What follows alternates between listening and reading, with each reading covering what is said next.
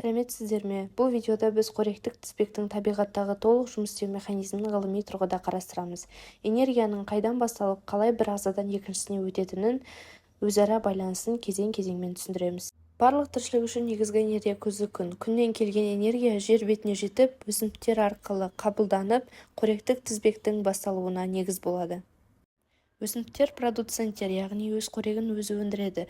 Тамыры арқылы сумен минералды заттарды сіңіріп, жапырағы арқылы көмірқышқыл газын қабылдайды. Күн сәулесінің әсерінен фотосинтез жүріп глюкоза түзіледі, ал алынған энергия өсудің және тіршілік әрекеттерінің негізі болады. Шегіртке бұл бірінші реттік консумент, өсімдікпен қоректенеді. Қорек ағзасында ыдырап, энергия оның қозғалуына және тіршілігіне жұмсалады.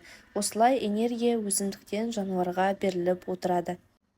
Бақа екінші реттік консумент, ол шегірткені аңдып, жылдам қозғалыспен оны ұстап алып, қорек ретінде пайдаланады.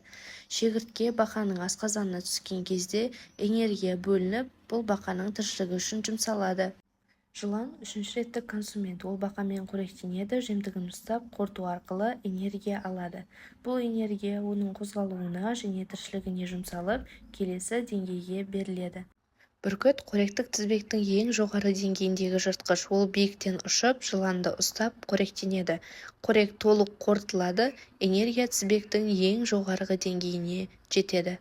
Қоректік тізбек – күн, өсімдік, шегіртке, бақа, жылан, бүркіт. Энергия осы бағытта бір ағзадан екіншісіне өтеді.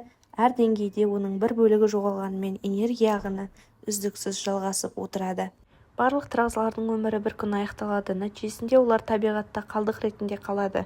Оларды бактериялар мен саңырауқұлақтар ыдыратып, редуценттер ретінде органикалық заттарды қарапайым минералдарға айналдырады. Нәтижесінде минералдар топыраққа сіңіп, өсімдіктерде қорек болады. Өсімдіктер соның нәтижесінде өсіп дамиды.